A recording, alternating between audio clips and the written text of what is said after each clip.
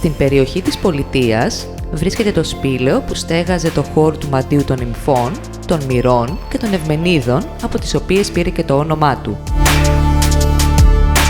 Το συναντάμε κοντά στο δρόμο που οδηγεί στον Ιερό Ναό του Αγίου Γεωργίου στον Κοκκιναρά, όπου κατά την αρχαιότητα είχε την ονομασία Πύρνα, χάρη στο όνομα του ποταμού που διέσχιζε τη Ραματιά.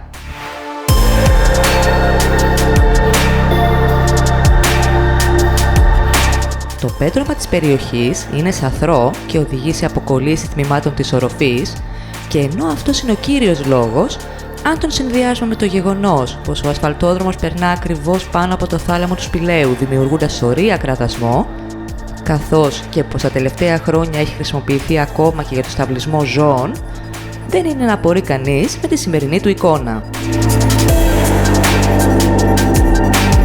Η αίθουσα έχει μήκος 27 μέτρα, 7 μέτρα ύψος και το βάθος της κυμαίνεται από 3 έως 7 μέτρα.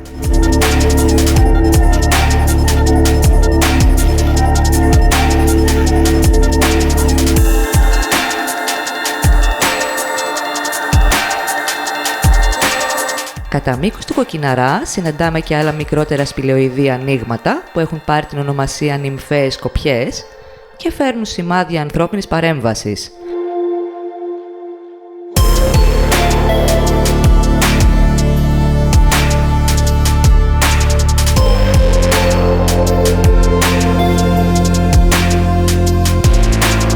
Και παρόλο που μαρτυράται η χρήση τους κατά την αρχαιότητα ως νυμφαία, όπως προδίδει και η ονομασία τους, πέρα τα νεότερα χρόνια μετατράπηκαν σε ασκηταριά.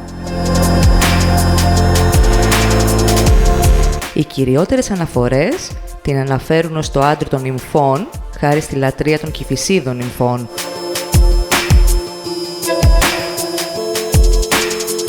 Η περιοχή θεωρούταν ιερή και λειτουργούσε ως καταφύγιο και άσυλο. Χαρακτηριστικό παράδειγμα είναι και η πηγή στο Κεφαλάρι που ονομαζόταν Νυμφαία Πηγή. Στο εσωτερικό του σπηλαίου υπήρχε ο νυμφών, όπου τελούνταν μυστηριακές τελετουργίες με αποκλειστική συμμετοχή γυναικών, το περιεχόμενο όμως των τυπικών που λάμβαναν χώρα είναι σήμερα άγνωστο.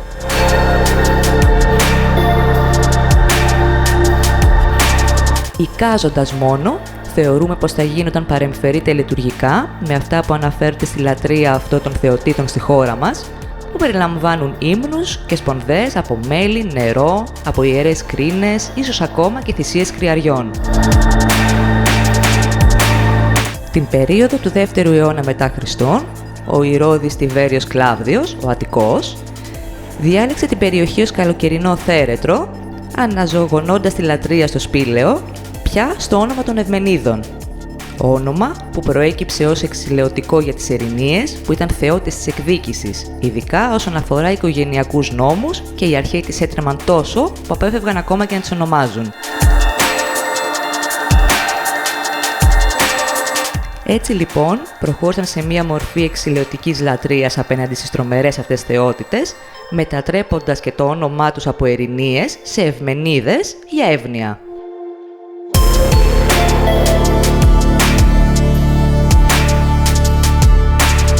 Εκείνη την περίοδο υπήρχε δρόμος που οδηγούσε και κατέληγε στο σημερινό εκκλησάκι του Αγίου Γεωργίου και εναπομείναντα δείγματά του βλέπουμε κατά μήκος της Ραματιάς και κάπου εκεί τοποθετούνταν οι νυμφαίοι κήποι του Ηρώδη. Με το πέρασμα του χρόνου, η λατρεία, διατηρώντας τη χθόνια φύση της, διαδέχτηκε τις Ευμενίδες και τη θέση τους πήραν η λατρεία των μυρών και οι προσκυνητές πήγαιναν για να λάβουν προφητείες διαμέσου οραμάτων και ονείρων. Πιθανότατα μάλιστα αυτός να ήταν ένας ακόμα λόγος που η περιοχή έλαβε το όνομα Πύρνα από τους αυτοσχέδιους φούρνους που υπήρχαν για την προετοιμασία των άρτων που πρόσφεραν οι πιστοί.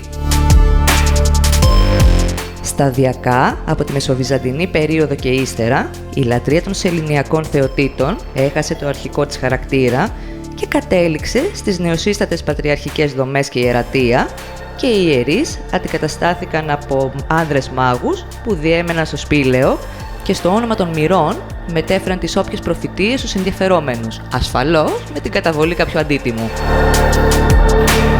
Η λατρεία των χθόνιων και σεληνιακών θεοτήτων και η πεποίθηση των προφητικών τους ιδιοτήτων Μπορεί με το πέρασμα του χρόνου να δαιμονοποιήθηκαν και να παραγωνίστηκαν χάρη στην ολοσχερή επικράτηση του χριστιανισμού και της πατριαρχίας, όμως δεν έσβησε ποτέ σαν θύμηση, σαν μύθος, σαν ιστορία που ακολούθησε και θα ακολουθεί τις περιοχές στις οποίες άνθησαν.